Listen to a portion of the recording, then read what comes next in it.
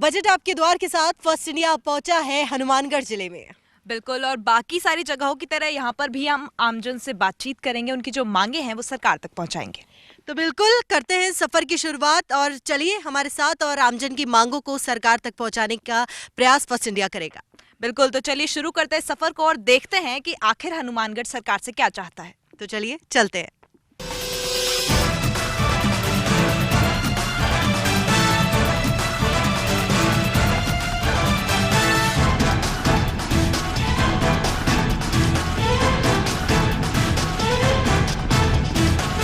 Budget आपके द्वार के साथ फर्स्ट इंडिया पहुंचा है हनुमानगढ़ जिले में और लगातार जो फर्स्ट इंडिया है उसने ये मुहिम चला रखी है कि जो आने वाला बजट है, मुख्यमंत्री अशोक गहलोत कुछ दिनों में बजट पेश करेंगे। उस आने वाले बजट से आमजन की क्या मांग है, उस आमजन की मांग को जानने के लिए, समस्याओं को जानने के लिए, ताकि आने वाले बजट में उन मांगों को जगह मिल सके। तो हमारे साथ कुछ लोग यहाँ पर मौजूद है, आपसे पूछना चाहेंगे सबसे पहले, सीएम अशोक गहलोत का बजट आने वाला है कुछ ही दिनों में, क्या चाहते हैं हनुमानगढ़ जिले में, क्या उम्मीदें हैं बजट को लेकर? हनुमानगढ़ के अंदर उद्योग की बहुत ज़्यादा कमी है। जैसे यहाँ धागा मिल थी पूर्व के अंदर, वो बंद हो चुकी है। धागा मिल यहाँ शुरू की जाए। छोटे छोटे दुकानदार हैं, ऐसे ऐसे दुकानदार हैं जिनकी 1000 रुपया शायद मुश्किल से उनकी सेल है। अब 1000 में क्या वो परिवार चला लेगा, क्या कमा लेगा? उनके लिए कोई विशेष ऐसा कोई प्रोत्साहन होना चाहिए, जैसे कोई पेंशन हो या कोई उनको और कोई किसी प्रकार गवर्नमेंट की सुविधा हो। उसके साथ साथ में कई ऐसे हैं जो वृद्ध हैं, 60 साल से ऊपर हैं, जिनको न बच्चे साम रहे हैं, न उनको कोई रिश्तेदार साम रहा है, और उनकी ऐसी कोई व्यवस्था हो को 5,000 रुपये मासिक, 10,000 रुपये मासिक, उनकी कोई ऐसी व्यवस्था हो। जैसे सरकारी कर्मचारी है उसको तो गवर्नमेंट पेंशन दे देती है। जो कोई संपन्न लोग हैं वो उनको अपना कुछ एफडी वगैरह या कारोबार से पैसे अपना उनके पास जमा है, उसे काम चलाते हैं। लेकिन कई ऐसे दुखी लोग हैं जिनके पास तन पर कपड़े भी पहनने के हैं और खाने के लिए उनके पास रोटी नहीं है। ठीक है, अशोक गहलोत जी ने अपनी रसोई की व्यवस्था की है। बजट में अगर इन मांगों के अलावा और बाकी मांगों के बारे में मैं जानना चाहूँ, चाहे यहाँ की मूलभूत सुविधाएं हो, व्यवस्थाओं को लेकर हो, सड़कों को दुरुस्त करने को लेकर हो, तो ऐसी और क्या मांगे हैं जो इस बार हनुमानगढ़ चाहता है? अभी जैसे 1670 इंग्लिश मीडियम स्कूल खोले हैं, तो चूँकि ये बजट जो है युवाओं को समर्पित है, तो इंग्लिश मीडियम स्कूल्स और खोले जाने चाहिए।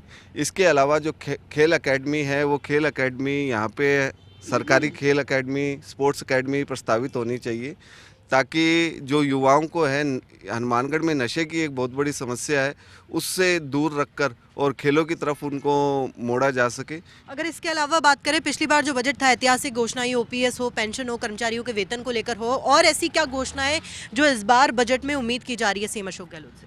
हमारे हनुमानगढ़ में वैसे मैडम 2 पार्ट है, एक राइस बेल्ट है और एक कॉटन बेल्ट है। किसानों के लिए एक स्पिनिंग मिल बहुत बड़ा मुद्दा है, जो कि पहले चल रही थी और बाद में बीजेपी वसुंधरा सरकार में ये बंद हो गई। तो इस स्पिनिंग मिल से कॉटन बेल्ट को बहुत बड़ा फायदा होगा। और एक राइस बेल्ट में जैसे मंडियों के स्तर पर बहुत बढ़िया जो व्यवस्थाएं बन जाए, तो गवर्नमेंट रेट पर ये धान बिकना शुरू हो जाए, तो ये भी बहुत बढ़िया मांग है।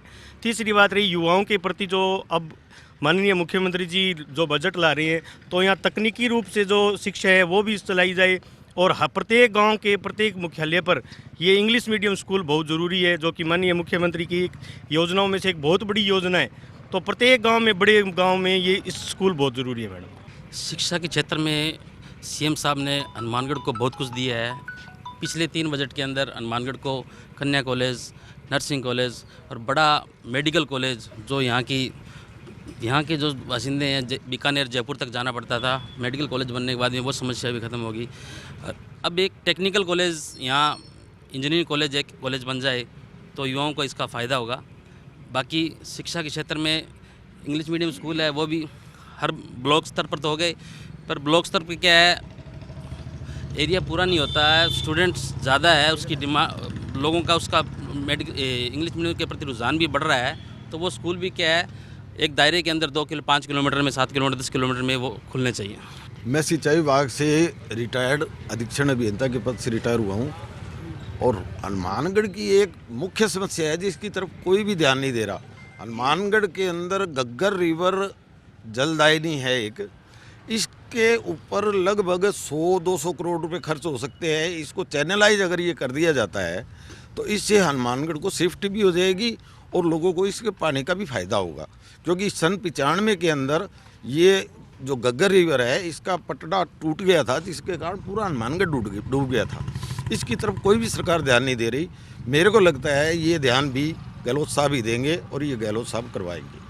चलिए, और अगर मैं, क्योंकि अगला जो बजट है वो युवाओं पे आधारित होने वाला है, युवाओं की खास मांग इसमें ज़रूरी भी है क्योंकि युवाओं की उम्मीदें बड़ी है इस आने वाले बजट से, तो क्या चाहेंगे इस बार युवाओं को क्या मिले इस बजट से?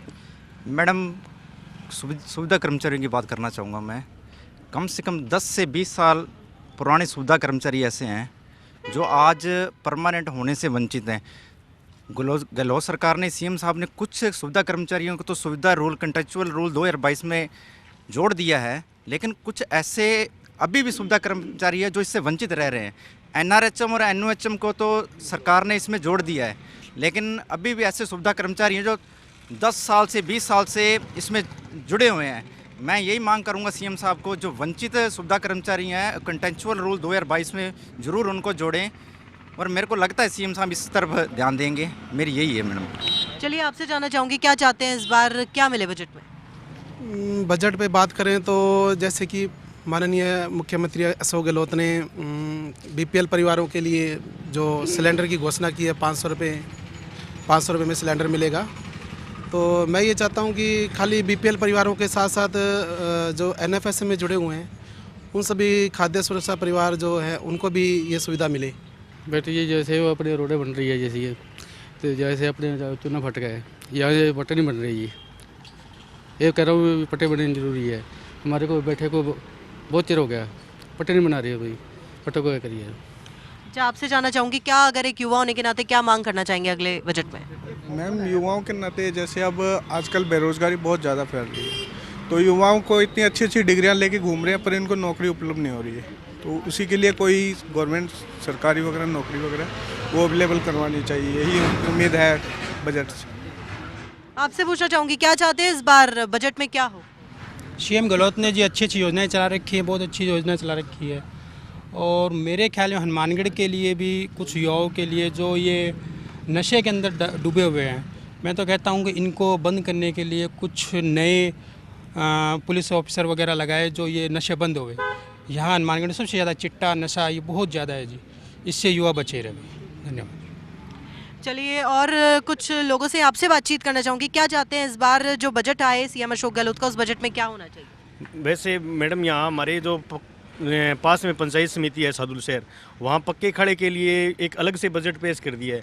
तो हमारा हनुमानगढ़ भी भाखड़ा और राजस्थान कनाल से जुड़ा हुआ है, तो मैं चाहता हूँ कि पक्के खाड़ों के लिए, सिंचाई खाड़ों के लिए भी यहाँ खूब बजट दिया जाए, जिससे जो पिछली सरकार में योजनाएं चल रही थी वो दोबारा लागू हो और हर किसान को बूंद बूंद सिंचाई पर्याप्त मात्रा में मिले और पक्के खाड़े यहाँ पर निर्माण किए जाए।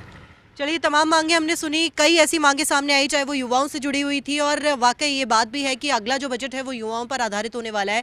इस जो शहर की जो मांग है वो तो हमने फर्स्ट इंडिया ने सरकार के सामने रखी, लेकिन उसके अलावा भी युवाओं की, क्योंकि देखिए युवाओं के पास, जिनके पास डिग्री होती है और डिग्री लेने के बावजूद भी अगर वो बेरोजगार रहते हैं, तो ऐसे में बड़ा एक तरह से उनका सक्षम होना भी ज़रूरी है, और ऐसा कोई सरकार को कोई निकालना चाहिए रूल कि जिनके पास डिग्री है उनको भी, चाहे वो प्राइवेट सेक्टर में हो या गवर्नमेंट सेक्टर में हो, नौकरी दी जाए। साथ ही साथ जो संविदा कर्मी हो उन पर भी एक बार सरकार ध्यान दे। अभी कुछ लोगों से हमने बातचीत की, आगे और भी लोगों से बातचीत करेंगे, जन जन तक फर्स्ट इंडिया जाएगा। अभी हमारा सफर जारी है, बने रहिए हमारे साथ। बजट आपके द्वार के साथ फर्स्ट इंडिया हनुमानगढ़ में है, लगातार लोगों से बातचीत कर रहा है, उनकी मांगे सुन रहा है, और बजट आने वाला है। हर किसी की मांग उस बजट में रखी जाएगी या नहीं, और किसकी मांग पूरी होगी वो देखना भी है, लेकिन हर कोई अपनी मांग को बता रहा है। तो सबसे पहले मैं आपसे जानना चाहूंगी, बजट है, मुख्यमंत्री जी बजट पेश करेंगे, काफी ऐतिहासिक बजट पिछली बार वाला भी रहा था, इस बार की बजट में क्या कुछ मांग आमजन रखता है?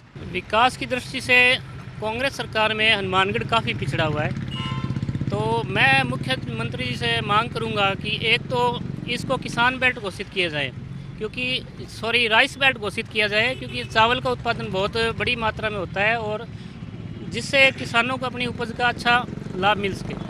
चलिए, युवाओं को लेकर इस बार का जो बजट है पूरा फोकस्ड रहने वाला है। मुख्यमंत्री जी खुद बोल रहे हैं कि युवाओं को लेकर इस बार बहुत अच्छी योजना आएंगी, तो एज एन युवा क्या चाहेंगे इस बार मुख्यमंत्री जी क्या दे बजट में?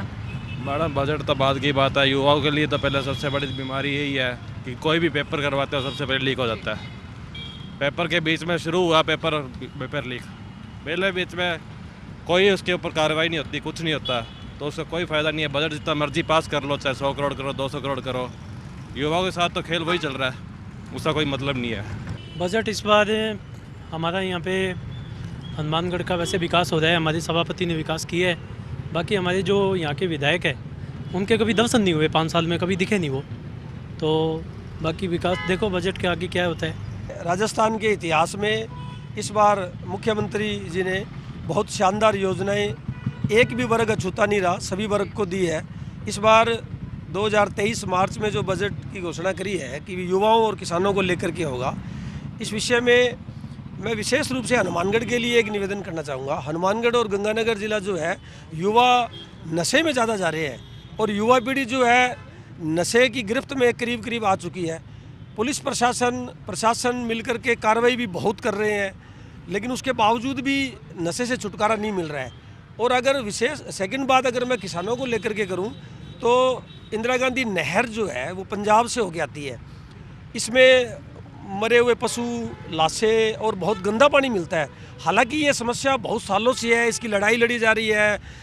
हमने कोर्ट में कई एडवोकेट्स ने कई ग्रुप बना करके केस भी किए, केस जीते भी, ऑर्डर भी हुए, लोक अदालत में भी ऑर्डर हुए हैं, पंजाब में जाकर कई बार मीटिंगें भी हुई है, लेकिन उस पर अभी निर्णय नहीं हो पाया। जी बिल्कुल, चलिए आपसे जानना चाहूँगी, बजट में सरकार पूछ रही है लगातार, क्या चाहता है आमजन, तो क्या चाहेंगे आप? हमारे यहाँ हनुमानगढ़ में समस्याओं का अंबार है जी, और सबसे बड़ी समस्या तो ये है कि हमारे जो यहाँ पे जो विधायक हैं वो यहाँ पे स्पिनिंग मिल चलाने का वादा करके सत्ता में आए थे, जो आज 4 साल हो गए, शायद इनको याद ही नहीं है। जिस मुद्दे को लेके सत्ता में आए थे वो सब कुछ भूल चुके हैं। हनुमानगढ़ में नशा का देखो आप हालात बुरा है, अपराध का ग्राफ बढ़ा हुआ है। यहाँ पे हमारे 281 करोड़ रुपए की एक पानी की पेयजल की योजना थी, जिसमें सभी लोगों को घरों में 24 घंटे स्वच्छ पानी, क्योंकि हमारे हनुमानगढ़ के फ्लोराइड बहुत है पानी में, वो समस्या, वो वहाँ पे खड्डे खोदे पड़े। हमारे यहाँ पे लोकल एमएलए हैं, उनको 4 साल से मेरे को तो लगता नहीं किसी ने दर्शन किए हैं, तो यहाँ समस्याओं का अंबार है। हनुमानगढ़ में सबसे पहले तो मैं अभी भाई साहब ने जो बात की है स्पिनिंग मिल की, जो पहले बीजेपी सरकार थी वो इसी वजह से हनुमानगढ़ में इन्होंने जब स्पिनिंग मिल बंद की और कांग्रेस की जब हमारी गवर्नमेंट आई, हम यही वादा करके आए थे भी स्पिनिंग मिल दोबारा से शुरू होगी, और ये हमारी आज तक की विफलता मानता हूँ मैं, हमारे सरकार की या हमारे विधायक जी की भी। ये एक स्पिनिंग मिल प्रयास करना चाहिए, ये स्पिनिंग मिल शुरू हो, क्योंकि इस मिल की वजह से कम हज़ारों लोग बेघर हो गए। चलिए, किसानी को लेकर, खेती को लेकर बहुत से मुद्दे यहाँ पर निकल कर सामने आए। आपसे मैं जानना चाहूँगी यहाँ की मूलभूत सुविधाओं के बारे में, सड़कें कैसी हैं, बिजली पूरी आती है कि नहीं आती, और पानी को लेकर क्या कुछ दिक्कत है? सबसे पहले तो आपकी टीम का हनुमानगढ़ में बहुत बहुत स्वागत है। पूर्व वक्ताओं ने बताया, आपने मुझसे सवाल किया कि हनुमानगढ़ की सड़कें और बिजली और जो मूलभूत जो समस्या है उसके बारे में आप मुझसे पूछना चाह रही हैं, तो मैं आदरणीय मैम आपसे ये निवेदन करना चाहूँगा कि हनुमानगढ़ का जब से नगर परिषद के चेयरमैन बने हैं तो उन्होंने नो डाउट शहर में बेहतरीन काम किया है, चाहे वो सड़क की बात हो, चाहे वो पानी की बात हो। लाइट का है तो देखिए, लाइट की कटिंग, अगर लाइट का कट लगता है तो ये न केवल एक हनुमानगढ़ की समस्या है बल्कि पूरे राजस्थान की समस्या है। तो यहाँ सड़कों की स्थिति बात करें तो बहुत अच्छा काम हो रहा है, और जो पानी की है वो पानी का बताया मेरे पूर्व वक्ता ने, भैया ने, कि यहाँ पानी में शोरा बहुत है। चूँकि मैं जिस इलाके में रहता हूँ, हाउसिंग बोर्ड में रहता हूँ, सेक्टर 12 है, इंडस्ट्रियल एरिया है, वहाँ का TDS बहुत ज़्यादा है। तो हमारी बहुत पहले से मांग है कि नहरी पानी को मिक्स किया जाए, ताकि जो शोरा है पानी का, जो TDS है, वो कम हो सके। ये वो आमजन जो अपनी मांगे सरकार के समक्ष रखना चाहता है, चाहे वो मांगे पानी को लेकर हो, बिजली को लेकर हो। कुछ तरीके से संतुष्ट भी नजर आया, लेकिन बाकी की चीज़ों को लेकर असंतुष्टि यहाँ पर है। युवाओं की मैं बात करूँ तो बहुत ज़्यादा गुस्से में है, और गुस्सा क्यों? क्योंकि जो मेहनत वो कर रहे हैं वो पेपर लीक में बर्बाद हो रही है। उनका कहना है कि बजट तो आएगा, लेकिन बजट इसको लेकर भी दिया जाए कि जो पेपर लीक है या युवाओं का जो करियर बिगड़ रहा है उसको लेकर दिया जाए। किसानों की मैं बात करूँ तो किसान भी गुस्सा है। स्पिनिंग रोल की यहाँ पर, मिल की यहाँ पर बात की जा रही है, बाकी की जो शुगर केन मिल है उसकी यहाँ पर बात की जा रही है। बहुत सी ऐसे मुद्दे, बहुत सी ऐसी बातें जो सरकार के समक्ष आमजन रख रहा है, और ये भी देखेगा कि आगामी बजट में इन मांगों को कितनी जगह मिलती है। तो आप बने रहिए हमारे साथ, बाकी के लोगों से भी हम बात करेंगे और उनके मन की मांग भी जानेंगे, और सरकार के समक्ष रखेंगे, और देखेंगे फर्स्ट इंडिया आगे कितने लोगों की बात करता है। बजट आपके द्वार के साथ लगातार हनुमानगढ़ में हम बातचीत कर रहे हैं, लोगों से बातचीत कर रहे हैं, आमजन से कर रहे हैं, पुरुष से, महिला से, वृद्ध से, और हर किसी से जानने का प्रयास कर रहे हैं कि आखिर उन्हें क्या चाहिए। तो इस वक्त मैं मौजूद हूँ धान मंडी में। किसान के बिना कुछ भी मुमकिन नहीं है, तो आइए इन्हीं से जानते हैं कि आगामी बजट में ये सरकार से क्या कुछ उम्मीदें रखते हैं। जानना चाहेंगे आपसे, क्या कुछ इस बार सरकार से स्पेशली किसान चाहता है? किसान की जो अभी समस्याएं जो आ रही है उसमें यूरिया अब किल्लत चल रही है और सवेरे से यहाँ बहुत बड़ी भीड़ थी। दूसरा ये सिंचित क्षेत्र है जिसमें इंदिरा गांधी नहर का है, उसका जो पानी नहीं मिल रहा है किसान को, अभी उसके जो रेगुलेशन बना है उससे गेहूं की जो फसल है वो नहीं हो सकती है। हमारे सरकार के खिलाफ इसकी जनजागृति भी चल रही है कि सरकार जो तय हमारा पानी है इंदिरा गांधी नहर के अंदर 4 समूह बनाकर 2 समूह चलाए जाए, वो हमें पानी मिलना चाहिए ताकि किसान को जो है उसकी सिंचाई हो सके और उसका खेती हो सके। दूसरी जो घोषणाएं जो सरकारों ने की रखी है कर्जा माफ़ी की, वो किसान चाहते हैं कि MSP हो, कर्जा माफ़ी हो ताकि किसान को उसका भाव मिले। असल में क्या है, राज्य की सरकारें किसानों के नाम पे बजट पेश करती है लेकिन जो उनको फ़ायदा होना चाहिए वो नहीं होता। हम ये मांग करते हैं, एक तो किसानों के लगातार ये डिग्गियों का और अनुदान है वो समय पे आना चाहिए, उसको बढ़ाया जाना चाहिए। दूसरा MSP पे ख़रीद है वो बहुत ज़रूरी और बड़ा मुद्दा है। पूरे देश के में किसान आंदोलन चला तो उसमें ये बड़ा मुद्दा था, लेकिन अभी भी फसलों की जो ख़रीद है वो MSP पे बहुत कम होती है और MSP के पोर्टल तब शुरू होते हैं जब किसान है वो 80% तक अपनी फसल है वो मंडी में बेच चुका होता है। तो ये किसानों का बड़ा मुद्दा रहेगा। और दूसरा नंबर पे जो राज्य की सरकार अभी बनने से पहले कांग्रेस के नेता राहुल गांधी ने कहा था भी हमारी सरकार बनेगी तो 10 दिन में आपको कर्जा माफ़ किया जाएगा, लेकिन आज तक 4 साल हो गए, ये लास्ट बजट होगा इस सरकार का, आज तक कर्जा माफ़ी की घोषणाएं कोई भी नहीं हुई है। हमारी सरकार से मांग है कि अभी राजस्थान के अंदर हनुमानगढ़ ज़िले के अंदर खाद की बहुत बड़ी कमी चल रही है। किसानों को एक नैनो यूरिया के नाम पर किसानों के साथ बहुत बड़ा धोखा किया जा रहा है, किसानों को लूटा जा रहा है। अगर आप ये नैनो खाद नहीं की शीशी नहीं लोगे तो आपको खाद नहीं दी जाएगी। इस प्रकार किसानों को लूटा जा रहा है, किसान बहुत परेशान है। राजस्थान के अंदर बिजली की बहुत बड़ी कटौती है जिससे किसान अपने खेत को सही सिंचाई पानी नहीं दे सकता। इन मुद्दों को लेकर हमारी सरकार से मांग है कि सरकार इस बजट के अंदर जो लास्ट बजट है उसमें इन मुद्दों को पास करे और जो राजस्थान का किसान है उसको खुशहाल करे। ये हमारी सरकार से मांग है। चलिए, मैं आपसे जानना चाहूँगी, किसानों के लिए बहुत सी योजनाएं सरकार लेकर आ चुकी है, चाहे वो पिछले बजट की बात हो चाहे वो अभी बजट में जो नई योजनाएं आएंगी उनको लेते हैं। तो बिजली की कटौती यहाँ पर बहुत ज़्यादा, लेकिन बिजली की दरों में छूट दी गई थी, क्या वो आपको मिली है? ऐसा सरकार बड़े बड़े वादे करती है लेकिन धरातल पर ऐसा कुछ भी नहीं है। तो आप कह सकते हैं यहाँ पर नहीं है वो? नहीं जी, बिल्कुल नहीं है। बिजली तो मिलती नहीं है। हालात ये है, अभी पीछे गर्मियों की बात करें तो 22 घंटे किसानों को, आम जनता को यहाँ बिजली नहीं मिलती थी। इतने बड़े बड़े कट, और ऐसा था वो शहर के अंदर बिजली देते थे तो गांवों में काट देते थे, गांवों में दे दी तो शहर के अंदर काट देते थे। बिजली बहुत बड़ा इशू है। अभी इसके साथ साथ जो किसानों की बात हो रही है, इसके साथ साथ ये भी है, अभी अपने आज अनाज मंडी के अंदर खड़े हैं और इसके अंदर करीब हज़ारों मजदूर काम करते हैं। सरकार ने पिछली बार MSP पे खरीद नहीं की, गेहूं की बिल्कुल भी खरीद नहीं हुई है और सारा की सारा माल बड़े बड़े व्यापारी धन्ना सेठ ले गए और यहाँ से जो मजदूर काम करता था मंडी के अंदर, हज़ारों FC का मजदूर था, चाहे अनाज मंडी का, हज़ारों मजदूर बेरोज़गार हो गया है। देखिए, बजट तो ये बनाते हैं अमीरों के लिए, बड़े लोगों के लिए, बड़े पूंजीपतियों के लिए, और कभी भी मज़दूर किसान के लिए बजट की बात नहीं होती। सबसे बड़ी समस्या बेरोज़गारी की समस्या है। आज लोगों के काम मतलब कोरोना के बाद में इतने ज़्यादा कम हो गए हैं कि अब ये गाड़ियाँ खड़ी हैं यहाँ, इतनी एक गाड़ी चलाने वाला मतलब अच्छी घर में अपनी कमाई करके बच्चों को पालता था, लेकिन अब ये गाड़ियाँ खड़ी इंतज़ार कर रही हैं। ड्राइवर लोग हैं ये खड़े इंतज़ार कर रहे हैं कि हमें को काम मिलेगा, क्योंकि डीज़ल पे सरकार का वैट सबसे ज़्यादा है। डीज़ल के सेंट्रल सरकार ने तो इतने रेट बढ़ा दिए कि आम आदमी की पहुंच से दूर हो गया है पेट्रोल डीजल का। दूसरी चीज़ है, महंगाई इतनी ज़्यादा बढ़ा दी कि आम आदमी के बस की बात नहीं। आम आदमी काम करने वाला, कोई छोटा दुकानदार है, रेडी वाला है, कोई मजदूरी करने वाला, मतलब उसके घर का गुजारा चलना ही मुश्किल हो गया है। हमें उम्मीद नहीं कि ये सरकार मध्यम वर्ग के लिए, गरीब आदमी के लिए कुछ बजट बनाएगी, शिक्षा पे बनाएगी, बिजली के रेट है, दूसरी चीज़ें जो सस्ती होनी चाहिए, चाहे राशन पे मिलता था पहले सामान, लेकिन अब कोई चीज़ भी ऐसी है कि वो नहीं मिलती है। तो ऐसी हालत के अंदर हम उम्मीद नहीं कर सकते कि ये सरकारें कोई बजट में आम आदमी को राहत देंगे। चलिए, ये किसानों की मांग है जो हमें हनुमानगढ़ से निकलकर सामने आई है कि चाहे वो कर्ज माफ़ी को लेकर हो, चाहे यहाँ पर जो स्पिनिंग रोल, जो मैंने अभी स्पिनिंग मिल की बात पहले भी की थी क्योंकि वहाँ के लोगों ने भी ये बात चलाई थी, उसको लेकर यहाँ पर मांग की गई है। एमएसपी पर खरीद हो, बहुत बड़ा मुद्दा, एमएसपी की पर खरीद हो, उसको लेकर यहाँ पर मांग की गई है। किसानों ने बहुत सी अपनी बातें हैं जो सरकार के समक्ष रखी हैं, और ये वो बातें जो सरकार से डायरेक्टली किसान नहीं कह पाता, डायरेक्टली आमजन भी नहीं कह पाता, तो उसका जरिया बना है फर्स्ट इंडिया, और हर घर जा रहा है, हर ढाणी जा रहा है और हर किसी से पूछ रहा है, क्योंकि मुख्यमंत्री अशोक गहलोत बहुत बार ये बात बोल चुके हैं कि वो आमजन से जानना चाहते हैं इस बार के बजट में क्या चाहिए, डायरेक्टली उन्हें बताए। तो ये जरिया फर्स्ट इंडिया बना है, ये मुहिम फर्स्ट इंडिया चला रहा है और आपसे जान रहा है कि आपको क्या चाहिए, और सरकार के समक्ष आपकी जो मांग है वो रख रहा है। तो हम और भी लोगों से बातचीत करेंगे, हर किसी की मांग को जानेंगे। आप बने रहिए हमारे साथ।